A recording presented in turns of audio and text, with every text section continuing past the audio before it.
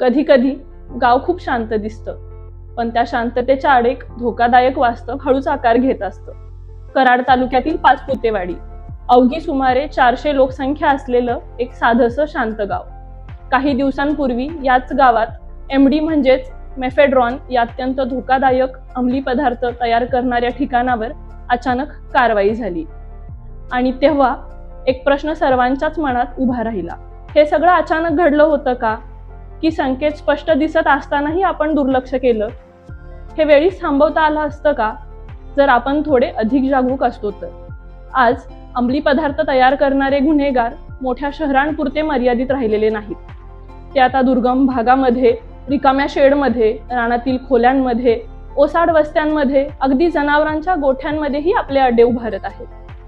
तिथून निघणारा केमिकलचा उग्र वास, रात्रीची सतत होणारी ये-जा, ड्रम, पाईप, काचेची भांडी, बर्फाच्या लाद्या, अनोळखी काचेचे बरेच साहित्य, कामगारांसारखे दिसणारे पण ओळखीचे नसलेले लोक, वाहनांची संशयास्पद ये-जा, हे सगळं योगायोग नव्हताच खरं.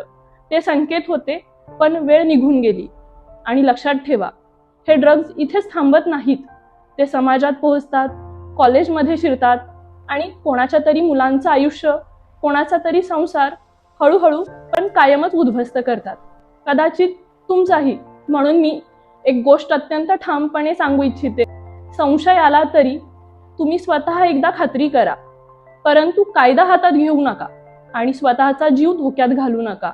तुमचं एकच पण खूप महत्त्वाचं काम आहे, ते म्हणजे माहिती देणं.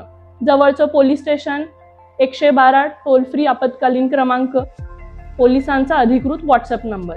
तुमची ओळख पूर्णपणे गोपनीय ठेवली जाईल आणि खात्रीशीर माहिती देणाऱ्यांना सातारा जिल्हा पोलीस प्रशासनाकडून रोख स्वरूपात बक्षीस दिले जाईल.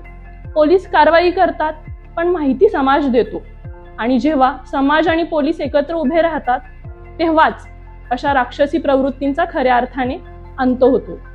हा लढा फक्त पोलिसांचा नाही, आपलं गाव, आपली मुलं आणि आपली सामूहिक जबाबदारी. सातारा पोलीस सदैव आपल्या सोबत आहेत. जय हिंद.